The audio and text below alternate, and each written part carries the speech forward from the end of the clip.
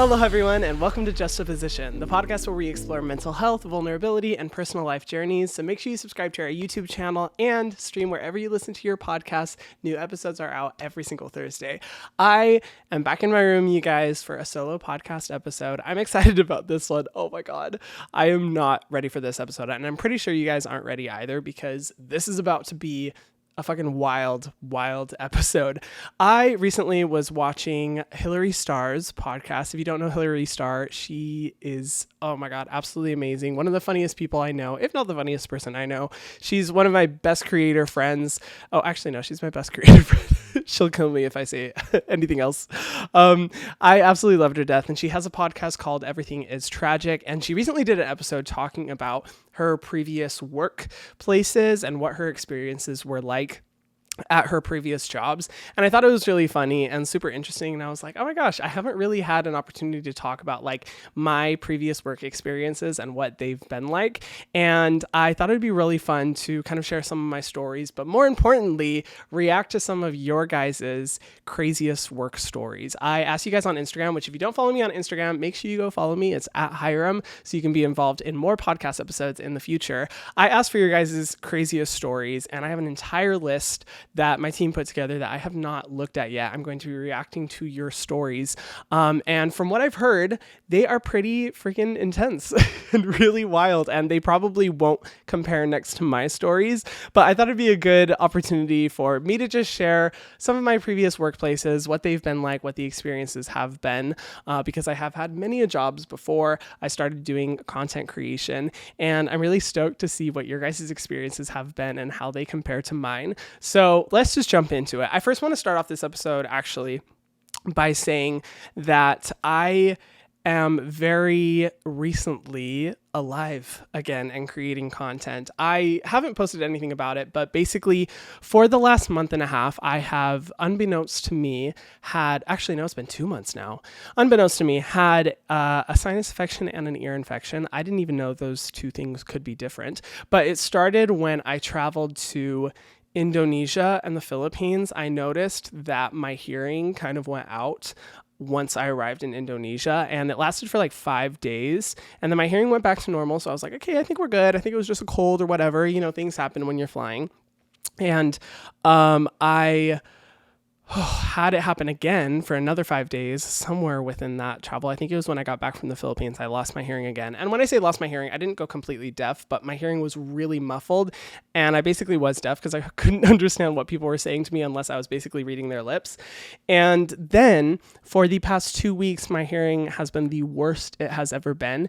And I got to the point where I had to cancel a trip I really wanted to go to Guatemala because my doctor was like, do not under any circumstances fly while your ears are still fucked up like this. And apparently I had a really bad ear infection, and I basically have spent the last week sleeping like 14 to 16 hours per day. So much sleep. And if you know me, I hate sleep. I have always been the person who's just like, oh my God, I don't like sleep because it's so unproductive and I'd rather be doing so much other stuff.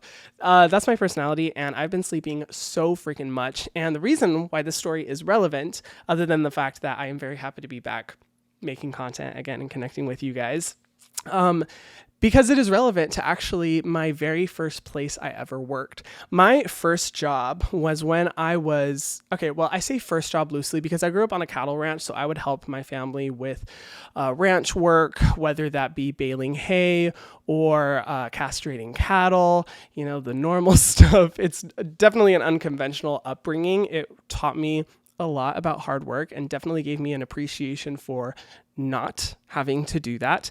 And so much respect for people who have to work on a ranch, because that shit is hard. That is so much work. Oh my God.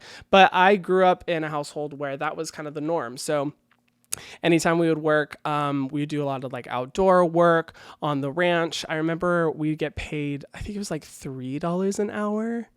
Maybe $4 an hour. I don't remember. But that work was brutal. If you have ever baled hay, or even worse, baled hay that like after a rain when it's all soaking wet, that shit can be anywhere from like 45 to 75 pounds. And you're supposed to lift it up, put it like up to your face and throw it upwards to stack where all the where basically they stack all the hay bales in like a barn or whatever. And so that's what baling hay is. You take the compacted hay and you lift it up and you throw it to the person who's standing on top of the pile and you stack it up. That shit, oh my God, is so hard on the body. And I would come home from those days like with no energy to talk to anyone, no energy to do anything. It was hard ass work. And I would never in my life do it again. Never. Props to people that do that because it's a lot of hard work. But it definitely gave me an appreciation for hard work. And I think it instilled values in me of, really knowing what hard work is like. And it gave me a good comparison for every job that I've had in the future to where I'm like, you know what? This job might suck and it might be pretty difficult, but at least I don't have to bale hay, and at least I don't have to work on a ranch because nothing will compare to just the horror of doing that. So anyway, that was technically like the first job I ever had, but my first very official job where I like filled out an application and went in to interview was at Albertsons. I don't know if Albertsons is still even around, but it's a grocery store. Kind of like a smaller chain. It used to be a huge chain, but then I believe the US government like broke them up because they were becoming a monopoly or something. I don't remember the deal, but back then when I was 16 years old, still in high school, I applied for a job at Albertsons and I applied to be a baggage boy. And I remember I was so nervous for my interview. I was stressing out and I was interviewed and got the job pretty quickly. And I was so excited. And I remember my first shift, I came home from that shift like on cloud nine because I was like, you're telling me that I just have to bag groceries for like 8 hours straight? And just talk to people and get paid $7 an hour. Like that was just mind blowing to me because up until that point in my life, work had always meant ranch work, like super freaking difficult work. And I was like, this is so easy. Oh my God, I absolutely love this. But looking back, I think I didn't have a good gauge or understanding of what a good job is like, or even a moderately good job is like, because when I look back on those days, I was like, you know what, actually that job fucking sucked. I hated that job. I did not enjoy going into work. It was a very toxic work environment. Like the manager, I don't think she was a mean person. I think she was just stressed out all the time because when I would see her outside of work settings, she was very lovely. She was very nice, but at work, she was always just stressed out and very short, rude. I would say pretty rude. She wasn't like maliciously mean to me, but I learned very quickly, avoid any talking to her as much as possible. I literally would only ask her to take my break. And that was it. And my coworkers I had were not very nice people either. I just think everyone hated their life working at that job. And I kind of understand why, because, for me, I spent the majority of my shifts bagging, but half of the shift was usually spent cleaning the bathrooms, taking the carts from outside and bringing them back into the store. And what else did I do? Oh yeah, also sweeping the floors. Sweeping the floors was my personal favorite part of the shift because I just got to walk around the store and I would like try to make it last as long as possible so I could spend as much time doing that instead of bagging groceries. But I really didn't enjoy cleaning the bathrooms because those bathrooms were absolutely nasty. They were so disgusting. But the worst part of the job for me was having to bring in the carts from outside because during the winter where I lived, it would be freezing a lot of the times. I remember like the coldest day I experienced was -10. Yeah. -10. Freezing. And it's kind of surprising for Arizona. You wouldn't expect it to get that cold, but oh my God, it would get so cold. And I remember like having to bring in the carts from outside for an hour straight in the freezing cold. And oh my gosh, it was miserable. I remember the days where it would be snowing. There was snow everywhere. And that was not a fun job. I really didn't enjoy that job. But aside from cleaning the bathrooms, bagging groceries and all that kind of stuff, honestly, the worst part was, I'd say, the coworkers and the management because it was just not great. And the reason why I kind of bring up my ear infection related to that is because one crazy story I remember from working at Albertsons is I actually got an ear infection back when I was in high school. And when I get ear infections, they tend to be pretty bad. I've noticed I got them a lot when I was little.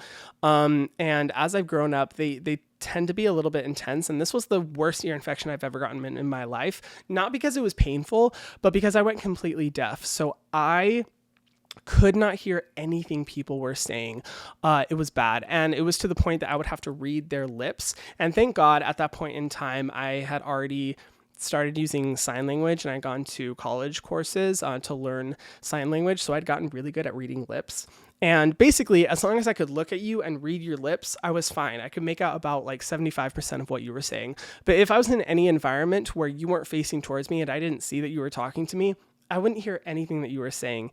And this became problematic because I remember it like lasted for like a week. No, it lasted for like 2 weeks. And of course, in true Hyram nature, I didn't go to the doctor for it, because why go to the doctor when you've literally gone deaf? I'm the worst when it comes to medical care. I had to work at my job at Albertsons, and I remember my coworkers and my manager like yelling at me, getting so mad at me because they were like, "Why aren't you listening to me? Why aren't you paying attention? You're so out of it. You need to pay more attention." And I'm like, "Oh my God, I'm sorry. Like I have to be able to see you in order to understand anything that you're saying to me." And I remember customers getting mad at me. I think I remember one lady, yeah, she kind of screamed at me. Oh, it was so stressful. And I remember like finishing one shift crying, or I was in the break room crying because I was so stressed out because I couldn't hear what anyone was saying. And at the same time, I didn't want to tell them that I had an ear infection, because then my manager probably would have sent me home. And at that point in time, I needed money. I definitely needed money. I was on the grind. And so, yeah, that wasn't a super fun experience, but that is one experience I remember from that era of my life. Honestly, I'm grateful for that era because it showed me what working in an awful work environment was like. So it kind of only got better from there. I don't know if it got better from there, but it kind of showed me like the expectations to have and to compare to when it came to good jobs. So when I had good jobs after that, I really freaking loved them because I always had that contrast to draw, if you know what I mean.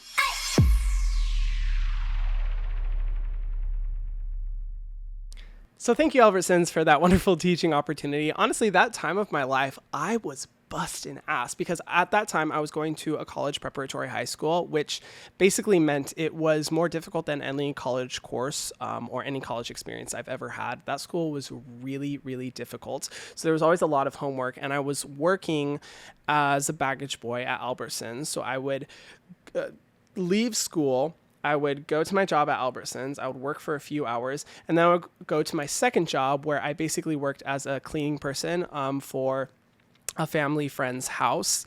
So I do laundry, clean the house, clean the bathrooms. I would do that for a few hours, and then I'd come home at like 9 or 10 at night. And then I would have like 3 to 4 hours of homework. So I'd be up working for a few hours. And then I also had my business designing websites, which would take a long time as well. So that point in my life, I was working so hard and not making a ton of money, but I was really, busting my ass. And if you guys want a story time on like that time in my life, because oh my gosh, there's so many stories, it's crazy. Let me know. But yeah, grateful for that job, taught me important lessons, and never want to experience it again. So with that, I want to react to some of your guys' craziest work stories. I have them pulled up right here. I have not looked at any of them, but apparently a lot of them are crazy. So let's see. I will not reveal names of who submitted this, just in case you guys want to stay anonymous. But the first one is, I gave my coworker a blowjob while we were on break. I was young and wild. You gave your coworker a blowjob on break? I would imagine it was probably in the bathroom. Oh, my God. Y'all need to listen to the song by Melissa Ong called Don't Fuck Your Coworkers. Don't fuck your coworkers. Hey, don't fuck your coworkers. Yeah, you should listen to that song. It's a bop. Wow. That is wild. I hope you have learned from that lesson and not done it again, because not only would that make it complicated at the very minimum with your coworker, but you could definitely get fired. And depending on the visibility of where y'all were doing that shit, you could get arrested too. So wow. Yeah, I am very proud to say that I have never fucked any of my coworkers, and I never plan to. That is not my vibe, but if it's your vibe, be safe and have fun, y'all. That is crazy. Oh my gosh. The next person said, previous job called me into my boss's office at 4:30 on a Friday to lay me off. Worked there 29 years. You worked there 29 years and they laid you off? That is horrible. Oh my God. I'm so sorry. See, this is why working a lot of times for like corporate conglomerates, or a lot of times just really in shitty jobs, they don't prioritize you. And that's why I've never liked the rhetoric around, staying loyal and faithful to a job, and they value you and they blah, blah, blah, because I feel like there's very few businesses out there that actually give a single fuck about their employees, especially if they are big corporate conglomerates. They do not care about you. And it really depends, I guess, on the job environment, because I do know some jobs that like have a really positive, atmosphere, where, the bosses really care about their employees. But I feel like a lot of times if jobs are really like overdoing it with the rhetoric talking about how they care about you, they actually don't. But it depends on the job. But I'm so sorry you had to experience that. I hope you got a better job after they laid you off, because that is rude AF. Oh my gosh, this next one, this person said, my supervisor sent me and my little brother outside during an active tornado warning. Oh my God, I hope that person was fired. Jesus Christ, during an active tornado warning? What the hell are they thinking? That is ridiculous. But I have heard of jobs doing that, like during hurricanes, or like typhoons, tornadoes, whatever it may be. Like, some supervisors don't give a flying fuck about their employees, and they literally like send them off to fend for themselves. Or even worse, they will make them work during whatever is happening. If it's like an emergency, they will make them continue to work. Like, I remember I was here in Hawaii when the missile warning came, and we were all panicking, and everyone was like, running around and screaming and trying to hide. And it was really, really traumatic. But there was a lot of workplaces I know of where my friends worked, where the managers were like, no, you guys got to keep on working. Just, make like everything's fine. And I'm like, oh my God, there's literally an active missile going directly towards us that's going to bomb all of the Hawaiian Islands, and you care about your employees continuing to work? Absolutely ridiculous. Like, insane. I'm so sorry about your supervisor. I hope you found a new job after that. Oh my gosh, this next one is so sad. 35 unauthorized euthanizations happened during my time at a no-kill animal shelter. That's so depressing. I got literally like goosebumps. That is horrible. Oh my God, at a no-kill shelter? What the hell? I didn't even know that happens. See, this like makes me so untrustworthy of so many shelters, because they do treat their animals so badly, or a lot of times like they will euthanize animals unless they're explicitly stating that they're a no-kill shelter. But I guess there's some dirty secrets happening at no-kill shelters. That is horrible. I hope that's not a common thing. If you guys have any experience with shelters, like, let me know, because at some point in the future, I do want to adopt a dog, but I want to make sure that it's from like an ethical and humane shelter, not one that does that to their animals. So, Jesus, that's horrible. That makes me really, really sad. Wow. So in relation to someone being laid off after working for 29 years for a company, I want to share my personal experience. Obviously, I've never worked for 29 years at a company, but at one point in my life, I did work for a luxury department store in cosmetics. I've talked about this on my YouTube channel before. Basically, what happened is I was hired at this luxury department store immediately after dropping out of college. I very quickly made the decision to drop out. It literally took me like a day or two of thinking about it before I decided to. And the reason why I dropped out is that I was so broke. Had been starving myself for months because I couldn't afford to feed myself. I was almost on the streets because I couldn't afford to pay for rent. It was, not a fun time. So I decided to drop out, and immediately I started applying everywhere. I think in one day I did 40 applications. Like, I was on the hunt for a job, because I'm not the type of person who's just like, I'll figure it out. Things will work out. I mean, obviously I was also super broke as well, so I didn't really have the luxury of being able to wait to get a job. But yeah, at this point, I had just dropped out of college, and I started interviewing at a bunch of places. And one of the main places was this luxury department store where they wanted me to work as a makeup artist. And at that point, I had had experience with makeup, and I had done it on people. I'd done it a ton on myself. I was really into makeup at that point. And so they were interested in potentially hiring me as a makeup artist. I went to multiple interviews, and then they hired me. And I was more shocked than anyone, because this was a very uppity environment, very fancy, very luxurious, where people will drop thousands of dollars when they go on a single shopping spree there. And so I was really surprised that they had hired me. Little did I know that they hired me for a counter that was notorious for being like one of the most difficult counters to work for, and no one really wanted to work for them. But I didn't know that at the time. I was just going with the flow, and I was so excited to work there. And it was also like such a new and intimidating environment because up until that point, I had never been in like any type of luxury environment before. I mean, I grew up on a cattle ranch in Arizona, and then I moved to Hawaii as a broke student and was extremely broke during all of my time here. So I was not exposed to anything luxurious at all. So it was quite a culture shift and definitely an interesting dynamic. But yeah, they hired me as a makeup artist, and I stayed on there. I think I was there for a year, and genuinely, I am so surprised that they kept me on for a year because I was a terrible, terrible makeup artist and salesperson there. I'd say like my makeup skills weren't terrible. Like I was pretty hard on myself, but as a salesperson, I was absolutely awful. And that's why I am not good in sales positions at all because oh my God, what I would do is, I was in this environment where singular products were anywhere from like $100 to $600 each. Some of the skincare products we had there were literally over $1,000, like so expensive. And I, was using these products, and what I was supposed to do as a salesperson is say like, oh my God, darling, you absolutely need this $200 moisturizer, or you absolutely need this $300 foundation. It will change your life. There's nothing like it. That's basically the vibe that I had to go with.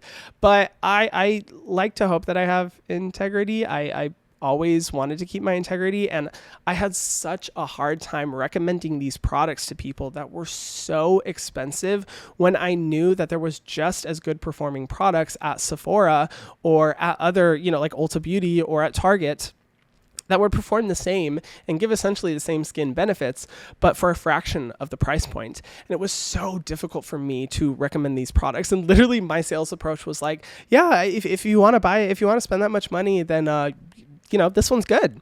It's literally like how I would go about it. I would never be like, oh my God, you have to get this. Oh my God, there's nothing like it. I would literally always make it super optional for people to purchase it. And then what I would do is I would write down similar products that were much more affordable that they could find at Sephora or Ulta. So I literally was working there, and I was sending people away to go buy products at other stores because that's how much I just didn't believe in upselling people on these really expensive products that I knew they didn't need. And, I would have clients from time to time that were very luxurious and wanted to spend a lot of money, and I would kind of leave the choice up to them. But for any other clients that I could sense a little bit of questionability, or I could sense that they were just not 100% sure on their decision, I would literally be like, oh my gosh, you should totally get this makeup brand that's at Sephora because it's way cheaper, but it does just as good of a job, or it does an even better job. And so, yeah, I, needless to say, was one of their top employees. I'm kidding. I was a very, very, poor performing employee, just because I felt like I really didn't believe in any of the products. But the few products I did believe in that they sold there, you bet your ass I sold those products, but they were not within the brands that I was working for, so they didn't really count and help me at all. And after a year, the manager brought me into the head store director brought me into her office and fired me. And I wasn't surprised whatsoever. And I had an amazing immediate manager above me who was really fighting for me to stay there as long as possible. And he did an amazing job. But, numbers matter when it comes to a sales environment. And I did not, perform as they would have hoped. So they inevitably let me go. And I remember crying in that moment, mostly because I was sad about leaving some coworkers I had that I was really close with. But honestly, when they let me go, I was like, yeah, I'm not super surprised because I am not good at selling luxury stuff. And ever since then, whenever I talk about products, that's why I'm not super into the luxury game or whatever it was. Because I just, unless it's a product I believe in, I cannot tell people oh my God, you need this product, or oh my God, this makeup is absolutely incredible. And to be honest, working in that environment killed my passion for makeup. I really completely lost it there. I was a makeup artist, but I lost all sense of enjoyment. But I'm so grateful for my time that I worked there because it really helped to ignite and spark my interest in skincare, because that's when I was seeing people drop like $1,000 on a single skincare product because they thought it was the best. And I was like, wait, why are people doing this? What are the ingredients? And that's really when I got to have the time to just fully investigate the skincare world. And because it was a luxury environment that was more slow paced than other environments, I mean, I shouldn't say more slow paced. It was dull. Some days would go by where I wouldn't speak to a single customer because that's how few customers were in store. So it gave me the time to be able to start looking into skincare, start understanding ingredients and the way that they worked. And I'm really grateful for that. And honestly, like, I look back at that time on my life with a lot of gratitude that I was able to have that job, because it was able to get me out of complete poverty that I was in, not being able to afford anything. And it gave me kind of the time and space to learn about skincare and develop that passion and that interest. And also at the same time, because it was such a slow paced environment and very relaxed and a very, cush job, it also helped me realize that if I'm not in an environment where I'm constantly being pushed to work hard or be uncomfortable, that my personal growth becomes very stagnant. Because during that period of my life that year, I really feel like I didn't grow as a person at all. I didn't excel in anything. I didn't have any passions or interests, and it didn't push me anywhere. So once I was able to get out of that and get into worse jobs, which I will tell you about, that's when I really began to gain an appreciation for pursuing passion and what inevitably led me to what I do now. So yeah, crazy time. Don't blame them at all for letting me go.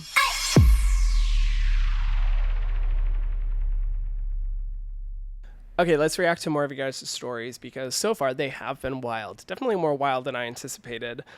This person said, just a singular sentence, very short, "Kids sneezed on me." I hope you're going to therapy for that trauma, because oh my God. Kids' sneezes are so wet, and for what? Like, oh my God, it's that would be a truly horrifying experience. I would need to go into one of those, in the chemist labs where they have like the full body showers where you need to like completely sanitize yourself with the spray stuff and whatever solution it is. Yeah, sign me the fuck up after a kid sneezes on me. I'm so sorry you had to go through that. That would be traumatizing. Oh, this person says, "Drunken Chef breaking and entering and urinating in our restaurant overnight."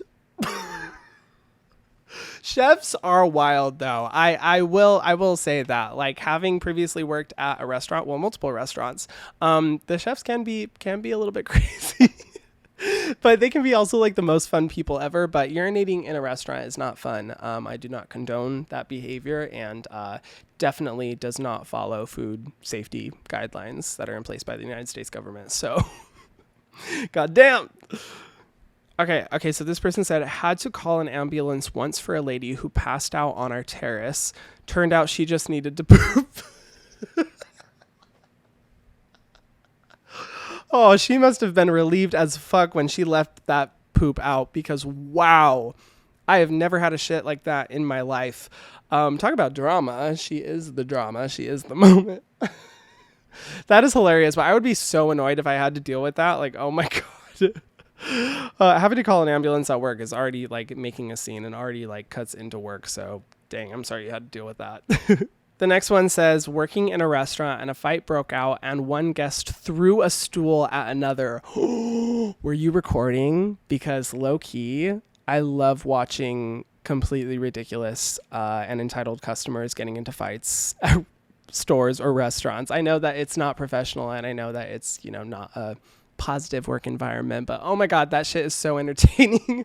Wow, a stool. I hope you guys called the police, like, because damn, that sounds a little bit intense. But it does get crazy at restaurants. Like, I can understand how chaotic customers can be, because actually, leading into my next work stories, I have worked at 2 restaurants during my work life experience. The first one, I worked at the Polynesian Cultural Center in Hawaii.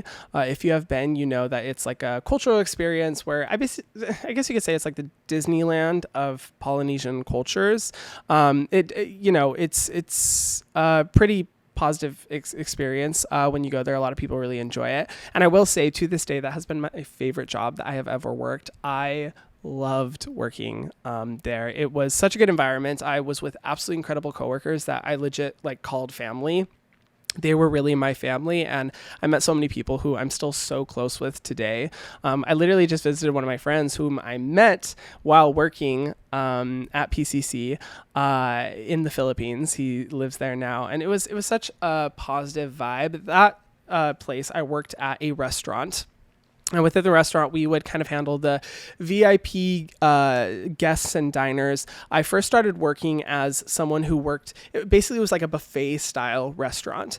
And so I would be loading the food into like the hot grills and switching them out. And I didn't really love that job for two primary reasons. The first reason is that if you didn't know, in Hawaii, it gets very hot and humid. And when you are, standing behind hot grills for like 4 or 5 hours and having to wear like the full like chef style uniform, it gets so hot. So I would just be dripping sweat, and it was not the most enjoyable thing. But the main reason I didn't love that is because during that period of my life, I had a raging eating disorder. If you want to learn more about that, I have a YouTube video on my channel. I only laugh because, I'm uncomfortable. But when I had my eating disorder, it was not the most fun thing having to sit in front of food or stand in front of food for 5 hours and constantly think about how you are, malnourishing yourself and how you can't eat any of the food. Not the best vibes, not something I really enjoyed. But at that point of time, I had just started going to school, and I was very lonely. I literally didn't have any friends at that point in my life. I was so reserved. I was known as the quiet kid. I wouldn't talk to anyone. I was so painfully shy and insecure, and just going through a really dark time in my life. And working in that environment with the people that I was with, they really helped me to get out of my shell and feel really comfortable with them. We would hang out outside of work all the time. We would spend holidays together. Like, that was the best job. And I ended up being able to move up to the position of being a server for like the top guests, like the VIP and celebrity guests, which was really amazing. I absolutely loved it. And I still look back just being like, wow, that was the best job I've ever had. I mean, I'd have to say this is the best job I've ever had, but that one is a close second because it was just such a positive environment and a place where, you could show up to work every day and it would always lift your mood and make you feel better. And it really helped me get through that really difficult time of my life where I was struggling with my eating disorder and all the other things that I've talked about in my mental health series. But I'd say that experience working as a server was very, very, very different than my second time working as a server. So when I was fired from my position at the luxury department store, I started working as a server at a small but really popular restaurant here in Honolulu. And you know what? They pretty much hired me on the spot from what I remember, which isn't always a good sign, ladies and gentlemen. Just FYI, if a company is willing to hire you like right then and there, think about why people might have left and why they're no longer working there anymore. But at that point in time, I was like, bitch, I was just fired from a job. I need a new job ASAP. And I knew that I had wanted to work as a server because it's really nice to have immediate money, cash in hand, walk out at the end of the day with your paycheck instead of having to wait every 2 weeks to get your paycheck. And here in Hawaii, you can actually make a lot of money being a server because there's so many tourists. And this was a very popular tourist spot. What I didn't realize about the location was that it was very much so understaffed. So it was craziness. Like, when I tell you, I have never ever been in a restaurant where I have seen it as busy as our restaurant would get, because the servers would literally be running around. I would be sprinting across the restaurant, dripping in sweat, talking to people. Everyone would know like that all the servers were just completely strung out. Everyone was just so stressed. We would get exhausted. I became so skinny during that time because I was just being like so athletic, and it was also a partial outside restaurant as well. So it was so humid. And when you're running around from like 5 a.m. until, 3 p.m. or whatever it was. Yeah. 5 until 3. It was just pure sweat, humidity, adrenaline going for your entire shift. But that's not the reason why I didn't like the job. I honestly didn't mind that part. I liked that I was on my feet. And that point in time was actually pretty intense because, oh man, now it's all coming back to me. At this time of my life, I would wake up at like 4 a.m. And then I would bus to my workplace, which was usually about a 30 to 45 minute bus ride. So I would wake up at 4 a.m. I would start my shift at 5, go until 3 p.m. Then I would have a 1 hour break before my next job that I had afterwards. And so I would go in the bathroom of my work. I would have my wet wipes with me. I would do a whole wet wipe shower in the bathroom, go into my next uniform and work at that job from 4 p.m. until 11:30 midnight. And then I would take the bus home through like the sketchiest part of Honolulu, very not safe areas where recently there's actually been a lot of killings. So I'm surprised I made it through, and get back to the house usually at like 12:30, 1 a.m. and then wake up at 4 a.m. the next morning to do it all over again. So that was a very chaotic time of my life. And honestly, I didn't mind it. I didn't mind the hustle. It honestly pushed me to put time and energy into making YouTube videos and developing that passion. But unfortunately, that work environment had very mean people. There was mean managers. There was mean coworkers. There were some coworkers I really vibed with after a while, but there was homophobia that took place, unfortunately, very, very messed up and discriminatory behavior that was very unfortunate. And there was a lot of moments where I would go home crying because of like homophobic statements that were made to me. It was a bad environment. And to give you perspective on how bad the environment was, at that point in time was when I had tried to take my own life when I was there. And, I ended up in the hospital for 72 hours. And when you're in the psych ward for 72 hours, they don't let you have access to your phone. And I had 3 shifts scheduled at this workplace during those 3 days. And obviously I wasn't able to contact anyone to let them know that I wasn't going to make my shifts. So understandably, my workplace was very pissed that I hadn't made it in. But when I got out of the when I got out of the psych ward and I went back to work, my managers were like furious at me. I wasn't super comfortable telling them the reason why I was in the hospital, but they demanded that they see official paperwork from the hospital detailing my visit, that I was there for the 3 days, which, if you didn't know, is very illegal. That is not allowed. It's very illegal. They are not supposed to know that you were, at the hospital and a psych ward, what the detailings of it was. And honestly, at that point, I was just like, I don't give a fuck. I'm just going to give whatever you need so that I don't lose my job, because my mental health is already broken and I don't need losing a job to add to that. So I very narrowly was able to keep my job there, but it was terrible. I really did not enjoy that job. Thank God there was a few coworkers who were really kind to me and really supportive, and, would kind of give me words of encouragement when my coworkers were being homophobic. But that is the only job I have ever had where, when I put in my 2 weeks, I wanted to flip off the people who worked there so bad and just, to quote Scream Queens, say, "You guys can all suck it." I was so happy to be out of that job. Ooh, I hated it. But you know what? It got me money. It, helped pay my bills. I'm grateful I was able to have a job there. And I'm honestly extremely grateful for that job, because it showed me how terrible life was working as a server. And it made me realize that is not what I want to do for the rest of my life. And it really helped to cultivate the passion and the drive I currently... Oh, sorry guys, my light just went out.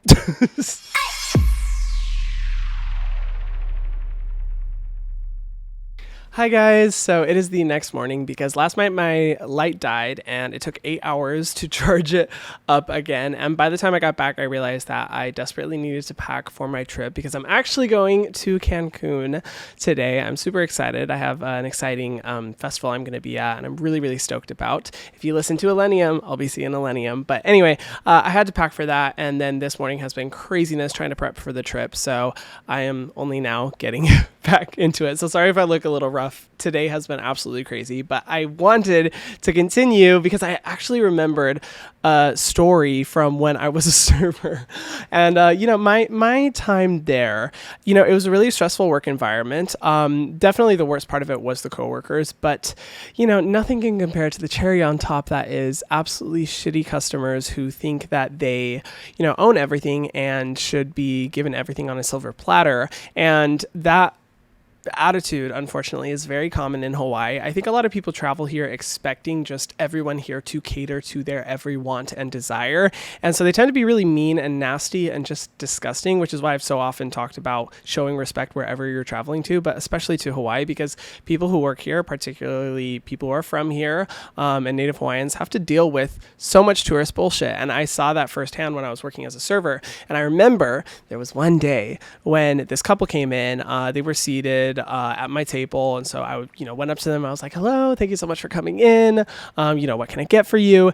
And they just refused to look at me. They refused to acknowledge me the first time I went to the table, so I just kind of awkwardly went away. The second time I came to the table, I was just like, hey, you guys ready to, get started? Is there anything I can get for you? And both of them, without looking at me, they were like, I can't remember what the menu was, but they're like banana pancakes. And then they just they tossed the menu to the side to where I was. No eye contact whatsoever. And this continued the entire time I was serving them. No eye contact whatsoever. When they would want their glass refilled, they'd like tap on the glass without looking or asking me to like get more water. Just, they were super rude. And I had already had a really stressful day. And I was just like, oh my God. And the thing with me is that I am a very nice, kind person. I, loved having really cool tables. And I always kept it professional. But if you are being rude to me, or if you are not giving me the time of day, or just being unnecessarily mean, I am by no means that person that's like, oh my God, I will still cater to your every want and desire. No, bitch, I'm going to serve that energy right back to them. I am not going to make myself, a doormat for them to walk all over. That's not what I believe in. I don't think it's cool for anyone to do that. And I don't believe in the rhetoric that the customer is always right.